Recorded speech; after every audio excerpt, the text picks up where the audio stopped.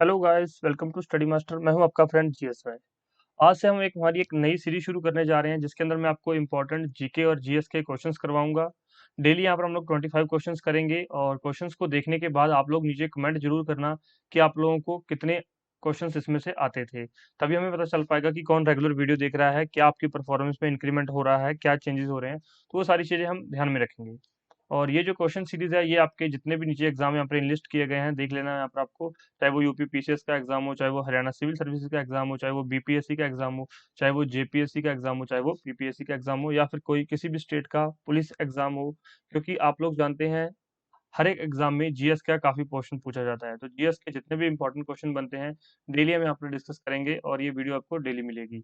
Video किस तरह से मिलेगी आप लोगों को, आप लोग चैनल को सब्सक्राइब कर लेना, साथ में बेल आइकन जरूर दबाना। जब आप लोग बेल आइकन दबा लेंगे तो बेल आइकन से आपके पास उसका वीडियो का नोटिफिकेशन आ जाएगा और डेली जो है 15 से 20 मिनट का लेक्चर रहेगा, आप लोग देख लेना और अच्छे से प्रैक्टिस कर लेना अपनी। चलिए शुरू करते हैं। और फर्स्ट टाइम मेरे चैनल पर, चैनल को सब्सक्राइब जरूर करना, साथ में बेल आइकन दबा लेना। चलिए फर्स्ट क्वेश्चन आपकी स्क्रीन पर आ चुका है। फर्स्ट क्वेश्चन देखिए यहाँ पर, राष्ट्रकूट वंश की स्थापना किसने की? ऑप्शंस हैं दंती दुर्ग, कृष्ण प्रथम, इंद्र द्वितीय, या फिर इनमें से कोई नहीं। तो राइट आंसर क्या है? राइट आंसर है दंती दुर्ग। इससे संबंधित जो भी महत्वपूर्ण जानकारी है वो मैं आपको अच्छे से प्रोवाइड करवा दूंगा और आपको वो जानकारी याद रखनी है। तो यहाँ पर देखिए, राष्ट्रकूट वंश की स्थापना दंती दुर्ग ने की थी। इसकी स्थापना 8वीं सदी में की गई थी। तो ये याद रखना कि राष्ट्रकूट वंश की स्थापना दंती दुर्ग ने की थी और कब की गई थी? 8वीं सदी में। नेक्स्ट क्वेश्चन देखिए यहाँ पर, हसन निजामी और फख ए मुदबिर किसके दरबारी कवि थे? क्वेश्चन फिर से रिपीट कर देता हूँ मैं एक बार। हसन निजामी और फख ए मुदबिर किसके दरबारी कवि थे? ऑप्शंस यहाँ पर देखिए, कुतुबुद्दीन ऐबक, इल्तुतमिश, बलबन, या फिर अलाउद्दीन खिलजी। राइट आंसर क्या है? राइट आंसर है कुतुबुद्दीन ऐबक। हसन निजामी और फख ए मुदबिर कुतुबुद्दीन ऐबक के दरबारी कवि थे। कई बार इसमें से हसन निजामी ओनली पूछ लिया जाता है, कई बार फख ए मुदबिर पूछ लिया जाता है, या फिर समटाइम्स ये मैच द फॉलोइंग में सही मिलान करो में आ जाता है कि कौन किसका दरबारी कवि था। तो मान लीजिए चार ऑप्शंस होते हैं यहाँ पर, तो चार में से अगर आपको एक भी पता हो तो वहां पर आपका आंसर जो है बन जाता है। तो इसलिए इस तरह के क्वेश्चंस को अच्छे से ध्यान से याद कर लिया करो। नेक्स्ट यहाँ पर क्वेश्चन देखिए, अंग्रेजी संसद में भारत सरकार अधिनियम कब पारित हुआ? तो अंग्रेजी संसद में भारत सरकार अधिनियम कब पारित हुआ? 1852 में, 1856 में, 1858 में, या फिर 1860 में। तो सही उत्तर क्या है यहाँ पर? सही उत्तर है 1858 में। आपको अच्छे से पता है 1857 की क्रांति हुई थी। उसके बाद जो है बहुत कुछ बदल गया। इंपॉर्टेंट इन्फॉर्मेशन देख लीजिए। सबसे पहले 2 अगस्त 1858 को यहाँ पर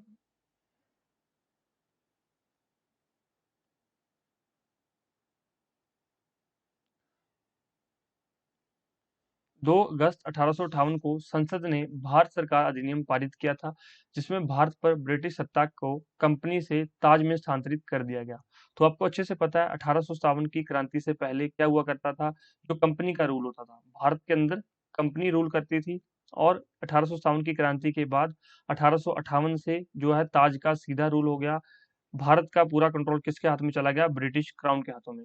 तो इसके जो 1857 की क्रांति के साथ और कौन कौन से चेंज हुए?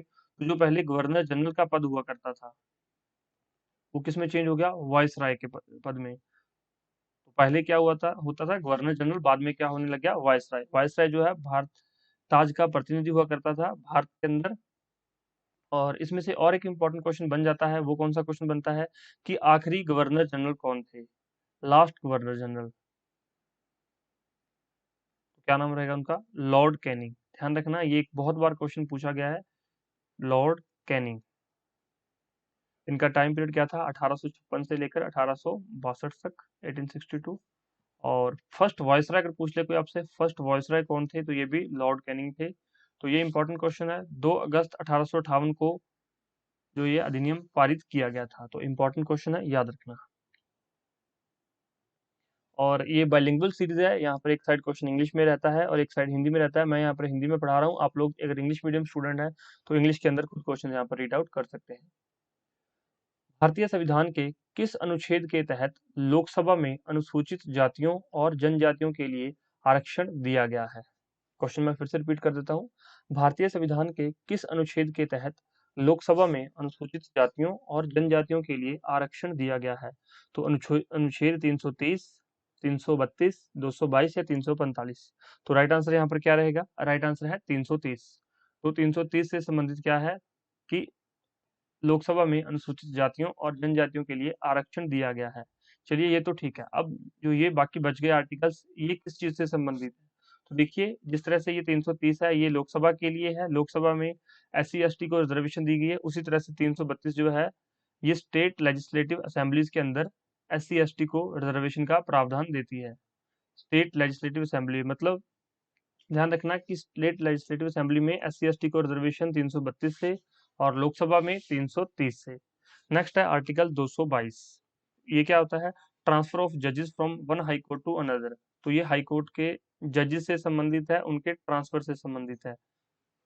नेक्स्ट है आर्टिकल 345। तो ये किस चीज से रिलेटेड है? ये ऑफिशियल लैंग्वेजेस या फिर language of state. Official languages या फिर लैंग्वेज ऑफ स्टेट। तो ये चारों आर्टिकल आप लोग याद रखेंगे, कई बार एग्जाम में पूछे जा सकते हैं। तो भारतीय संविधान के अनुच्छेद 330 के तहत लोकसभा में अनुसूचित जातियों और जनजातियों के लिए आरक्षण का प्रावधान किया गया है, अनुच्छेद 330 से संबंधित। हमने चार अनुच्छेद देखे हैं, 330, 332, 222 और 345। तो ये चारों आप लोग याद रखेंगे। नेक्स्ट क्वेश्चन देखिए, किस सरकार ने मोदी सरकार अभियान लॉन्च किया है? इंपॉर्टेंट है यहाँ पर, मोदी सरकार अभियान। किस सरकार ने मोदी सरकार अभियान लॉन्च किया है? पश्चिम बंगाल, त्रिपुरा, नागालैंड या फिर ओडिशा? सही उत्तर क्या है? सही उत्तर है ओडिशा। इंपॉर्टेंट इन्फॉर्मेशन देख लीजिए यहाँ पर। ओडिशा के मुख्यमंत्री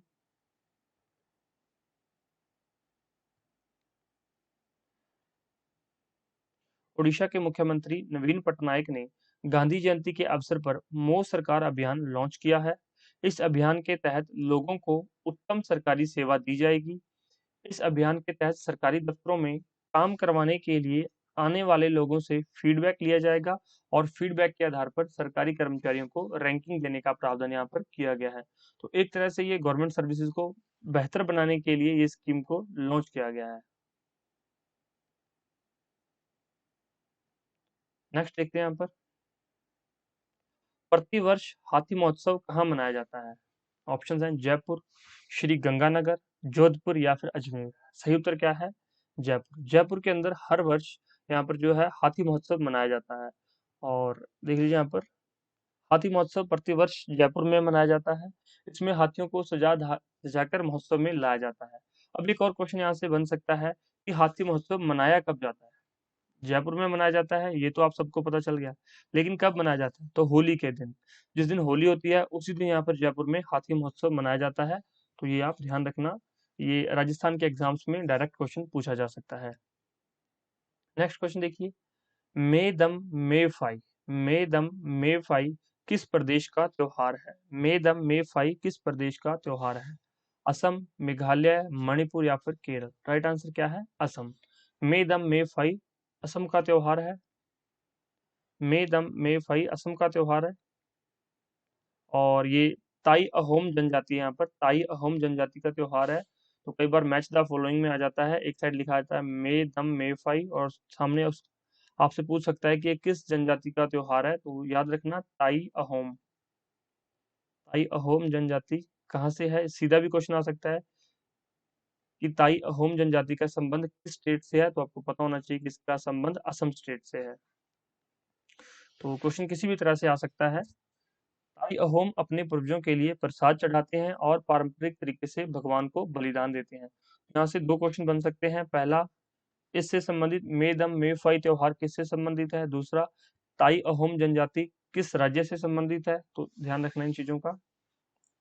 नेक्स्ट क्वेश्चन देखिए, मोहम्मद गौरी ने पहली बार भारत पर आक्रमण कब किया था? ऑप्शंस हैं 1172, 1175, 1178 या फिर 1182। तो कब किया था? राइट आंसर क्या है? 1175 के अंदर। मोहम्मद घोरी ने पहली बार 1175 में भारत के मुल्तान पर आक्रमण किया।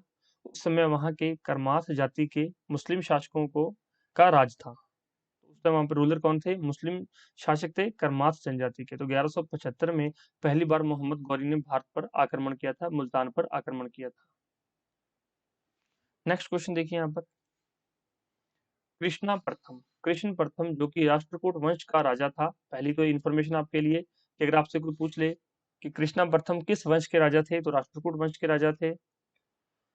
उसने निम्नलिखित में से क्या बनवाया था? तो इन्होंने कृष्णा प्रथम ने क्या बनवाया था? इंपॉर्टेंट, एलोरा के शिव मंदिर, अजंता की गुफाएं, एलोरा की गुफाएं या फिर इनमें से कोई नहीं। सही उत्तर क्या है? एलोरा के शिव मंदिर। तो कृष्णा प्रथम ने एलोरा के शिव मंदिर बनवाए थे। तो ये यहाँ पर लिखा हुआ है। नेक्स्ट क्वेश्चन देखिए यहाँ पर, निम्नलिखित बहुपक्षीय सम्मेलन में से कौन सा स्थानीय कार्बनिक प्रदूषक से मानव स्वास्थ्य और पर्यावरण की रक्षा करने के लिए है? क्वेश्चन थोड़ा लंबा है, दोबारा पढ़ देते हैं। निम्नलिखित बहुपक्षीय सम्मेलन में से स्थायी कार्बनिक प्रदूषक से मानव स्वास्थ्य और पर्यावरण की रक्षा के लिए कौन सा यहाँ पर सम्मेलन है? देखिए यहाँ पर, बोन सम्मेलन, स्टॉकहोम सम्मेलन, रॉटरडम सम्मेलन या फिर बेसल सम्मेलन। इंपॉर्टेंट क्वेश्चन है। राइट आंसर क्या है? स्टॉकहोम सम्मेलन। तो जो स्टॉकहोम सम्मेलन है वो हेल्थ और एनवायरनमेंट से संबंधित है। तो आगे देख लीजिए यहाँ पर, स्टॉकहोम सम्मेलन स्थायी कार्बनिक प्रदूषक से मानव स्वास्थ्य और पर्यावरण की रक्षा के लिए है। अब एक क्वेश्चन और आ सकता है कि स्टॉकहोम सम्मेलन कब हुआ था? तो 1972 में हुआ था। ये भी आप इंफॉर्मेशन याद रखना, ये भी कई बार एग्जाम्स में पूछ ली जाती है। नेक्स्ट क्वेश्चन देखिए यहाँ पर, अंडमान निकोबार द्वीप समूह का न्यायिक क्षेत्र किस न्यायालय की देखरेख में आता है? अंडमान निकोबार द्वीप समूह का न्यायिक क्षेत्र किस न्यायालय की देखरेख में आता है? ऑप्शन देखिए, पोर्ट ब्लेयर में बंबई हाई कोर्ट की सर्किट बेंच के अंडर, पोर्ट ब्लेयर में कलकत्ता हाई कोर्ट की सर्किट बेंच के अंडर, पोर्ट ब्लेयर के अंदर मद्रास हाई कोर्ट की सर्किट बेंच में, या फिर पोर्ट ब्लेयर में सुप्रीम कोर्ट की हाई कोर्ट की सर्किट बेंच में। सही उत्तर क्या है? तो अंडमान द्वीप समूह का जो न्यायालय क्षेत्र है वो किस न्यायालय के अंदर आता है? तो वो पोर्ट ब्लेयर के अंदर कलकत्ता हाई कोर्ट की जो सर्किट बेंच है उसके अंदर आता है। यहाँ पर देखिए लिखा हुआ है, अंडमान निकोबार द्वीप समूह के न्यायिक क्षेत्र के न्याय का कार्य पोर्ट ब्लेयर में कलकत्ता हाई कोर्ट की खंडपीठ करती है। और एक और इम्पोर्टेंट क्वेश्चन है कि कलकत्ता हाई कोर्ट की स्थापना कब की गई थी? तो 1862 में एक एक्ट था 1861 का, तो 1862 में कलकत्ता हाई कोर्ट की स्थापना की गई थी। तो ध्यान रखना, कलकत्ता हाई कोर्ट की स्थापना 1862 में की गई थी। नेक्स्ट क्वेश्चन देखिए यहाँ पर, 90s ईस्ट रिज नामक, देखिए यहाँ पर, 90 ईस्ट रिज नामक जलमग्न ज्वालामुखी कटक किस महासागर में स्थित है? तो ये इंपॉर्टेंट क्वेश्चन है। प्रशांत महासागर, अटलांटिक महासागर, हिंद महासागर या फिर आर्कटिक महासागर। सही उत्तर क्या है? यह हिंद महासागर में है। 90 ईस्ट रिज नामक जलमग्न कहाँ पर है? ये हिंद महासागर में। इंपॉर्टेंट इन्फॉर्मेशन देख लीजिए यहाँ पर, 90 ईस्ट रिज की लंबाई 5000 किलोमीटर है। यह कटक बंगाल की खाड़ी से शुरू होकर दक्षिण की ओर जाती है।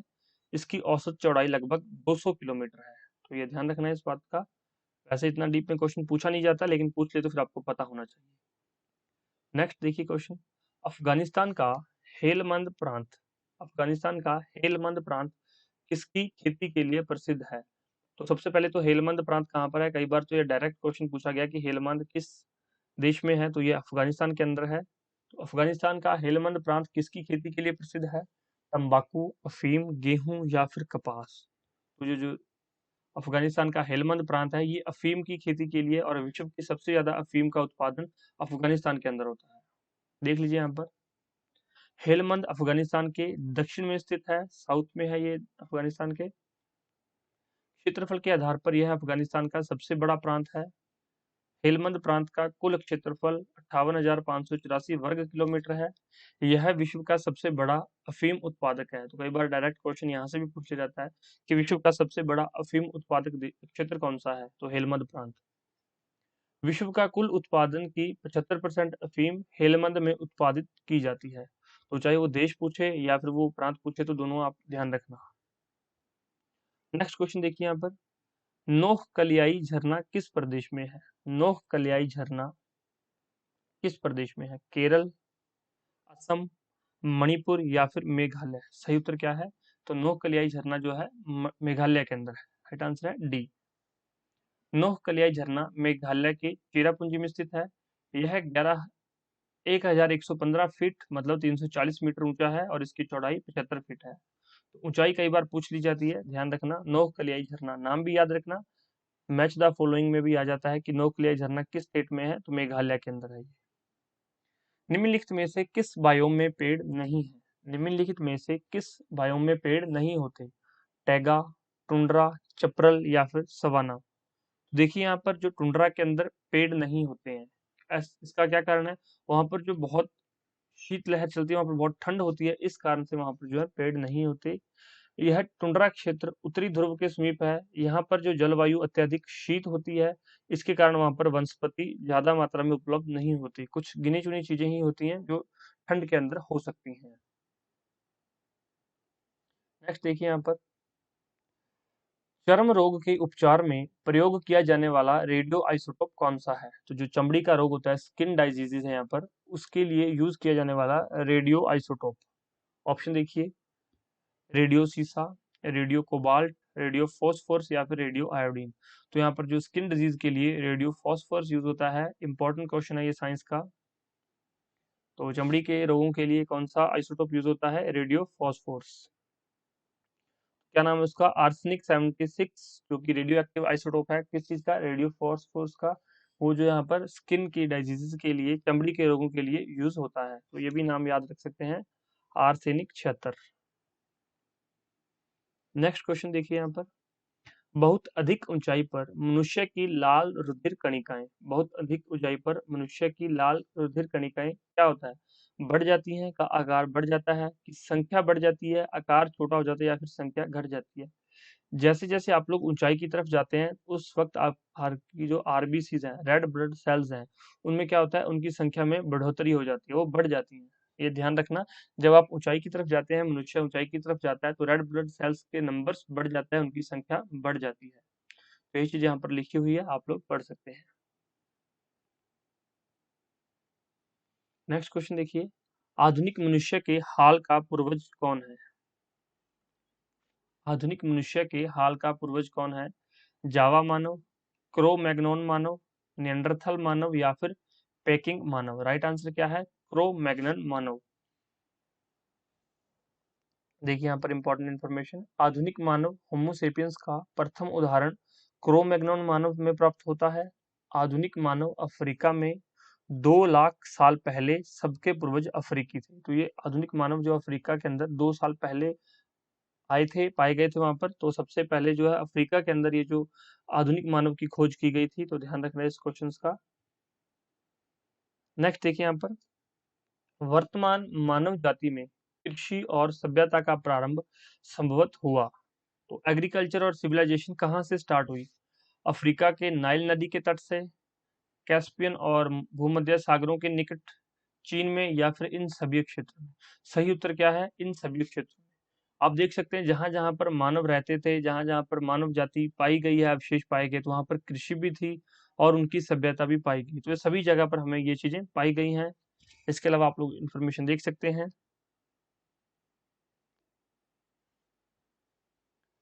इन सभी क्षेत्रों में अफ्रीका में कृषि क्रियाओं के विकास सिंधु घाटी सभ्यता के अंदर, वांगहो नदी घाटी के अंदर, नील नदी घाटी में, और दजला फरात नदियों के अंदर, मेसोपोटामिया की सभ्यता में, और चीन के भूमध्य सागर के पास हमें जो एग्रीकल्चर और इसके अलावा सिविलाइजेशन के कुछ अवशेष मिले हैं। ठीक है, नेक्स्ट क्वेश्चन पर चलते हैं। गुरुमुखी, डोगरी और सिंधी लिपि की उत्पत्ति किस लिपि से हुई है? गुरुमुखी, डोगरी और सिंधी लिपि की उत्पत्ति किस लिपि से हुई है? ब्राह्मी लिपि, शारदा लिपि, टांकरी लिपि या फिर कुषाण लिपि। सही उत्तर क्या है? सही उत्तर है शारदा लिपि। तो जो गुरुमुखी लिपि है, डोगरी और सिंधी लिपि, ये तीनों की उत्पत्ति जो है शारदा लिपि से हुई है। काफी इंपॉर्टेंट क्वेश्चन है। ये जो हिमाचल के पेपर्स में डायरेक्ट यहाँ से क्वेश्चन पूछे जाते हैं, पंजाब के पेपरों में भी डायरेक्ट यहाँ से क्वेश्चन पूछा जाता है। देख लीजिए किस तरह से क्वेश्चन पूछते हैं। शारदा 8वीं शताब्दी के आसपास विकसित एक ब्राह्मण परिवार की लिपि थी। यह संस्कृत और कश्मीरी भाषा के लिए प्रयोग की जाती थी। जो शारदा लिपि थी, ये संस्कृत और इसके अलावा कश्मीरी भाषा के लिए प्रयोग की जाती थी।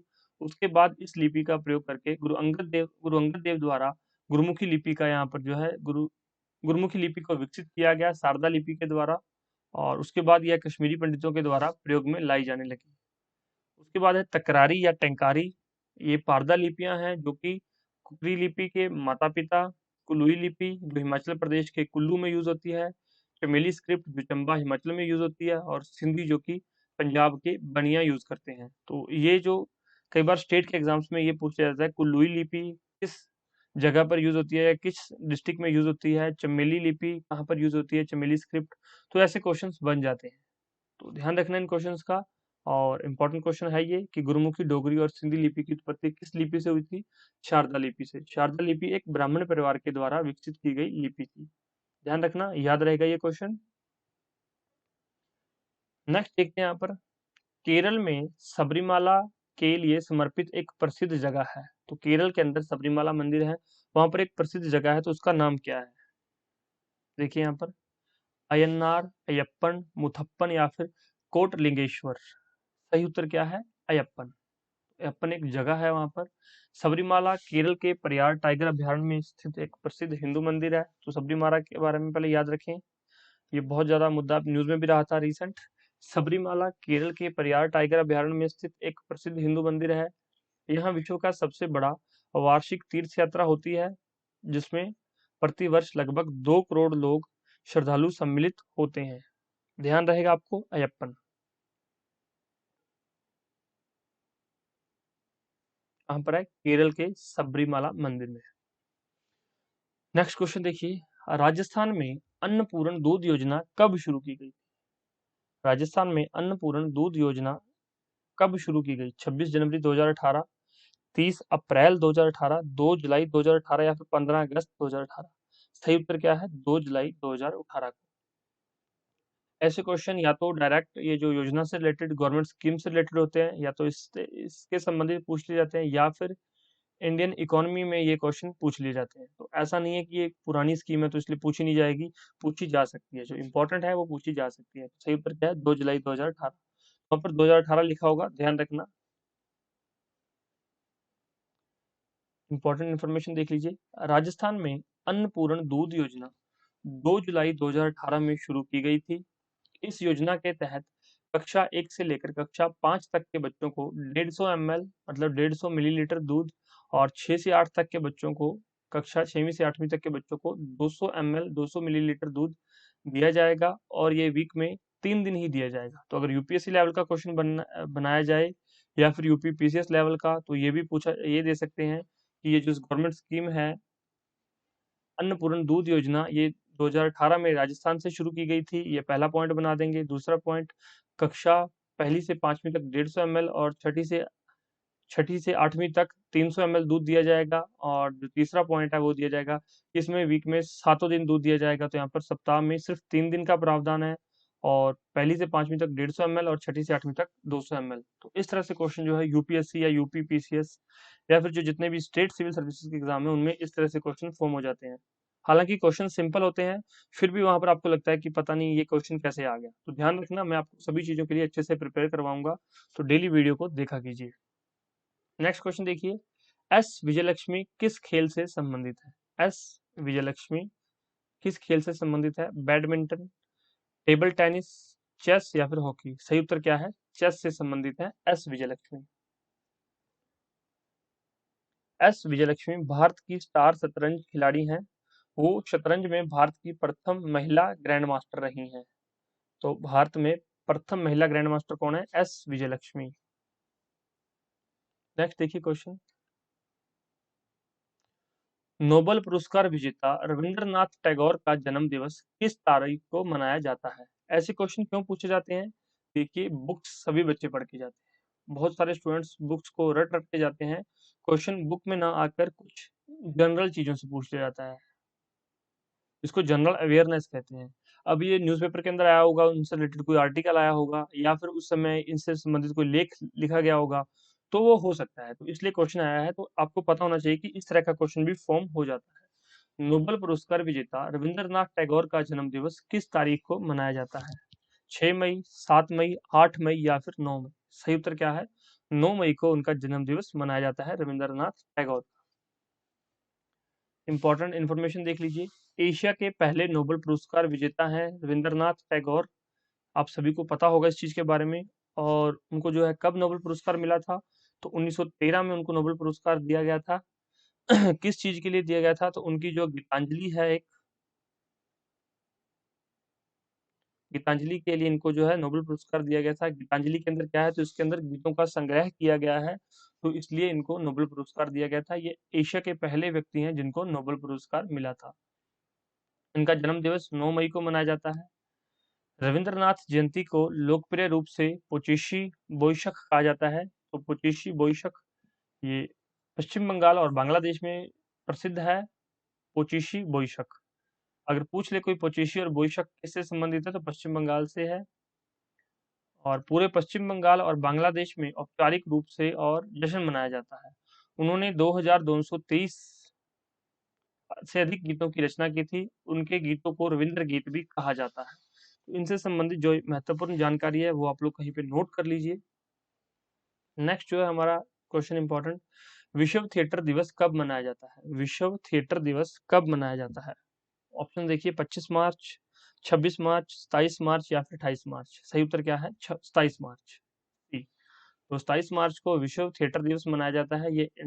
यह अंतर्राष्ट्रीय थिएटर संस्थान के द्वारा मनाया जाता है, और सबसे पहले इसको जो है 1962 में मनाने के बारे में सोचा गया था। 1962 में इसको मनाया गया था, तो ध्यान रखना इस चीज का।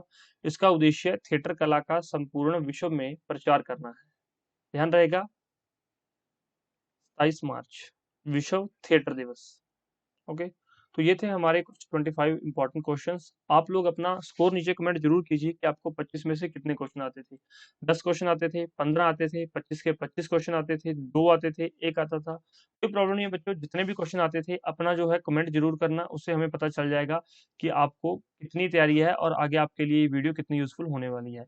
आपका फीडबैक हमारे लिए बहुत महत्वपूर्ण है। आप लोग कमेंट कर सकते हैं, वीडियो को लाइक कर लीजिए, शेयर कर सकते हैं, चैनल को सब्सक्राइब करेंगे तभी आपको जो है डेली वीडियो की अपडेट मिलती रहेगी। और इसके अलावा आपको अगर पीडीएफ चाहिए तो आप हमारी एप्लीकेशन है स्टडी मास्टर ऑफिशियल, वो एप्लीकेशन प्ले स्टोर से जाके आप लोग डाउनलोड कर सकते हैं। वहाँ पर आपको इसकी पीडीएफ मिल जाएगी, या फिर हमारी ऑफिशियल वेबसाइट है ये विजिट कर लीजिए। वहाँ पर आपको बहुत सारे क्वेश्चंस मिल जाएंगे, पीडीएफ अवेलेबल हो जाएंगी। हमारा टेलीग्राम चैनल है, डिस्क्रिप्शन बॉक्स में उसका लिंक दिया गया है, वो जाकर ज्वाइन कर सकते हैं। टेलीग्राम पर सबसे पहले सारी अपडेट्स दे दी जाती हैं। और अगर आपको कोई भी टेस्ट सीरीज चाहिए, स्टडी मटेरियल चाहिए, नोट्स चाहिए, तो आप कॉल कर सकते हैं, व्हाट्सएप पे मैसेज कर सकते हैं, टेलीग्राम पे मैसेज कर सकते हैं। हमारा ये फ़ोन नंबर है 9896160956। और ये कोट है, याद रख लीजिए, practice can make you succeed. तो अगर आप प्रैक्टिस करेंगे तो आपको सक्सेस जरूर मिलेगी, क्योंकि क्या होता है, प्रैक्टिस से बहुत सारे क्वेश्चंस आपको सॉल्व हो जाते हैं। जैसे कि मैं बता देता हूँ, 9 मई वाला क्वेश्चन, रविंद्रनाथ टैगोर वाला, जितनी मर्जी बुक्स पढ़ लो, आपको ध्यान ही नहीं आएगा कि ऐसा क्वेश्चन भी एग्जामिनर आपसे पूछ सकता है। तो इन बातों को ध्यान रखना। और कोई भी डाउट हो तो आप हमसे पूछ सकते हैं, कमेंट कीजिए। Thank you so much, take care, bye bye, God bless you all. आपका दिन शुभ रहे। मिलते हैं नेक्स्ट पार्ट। धन्यवाद।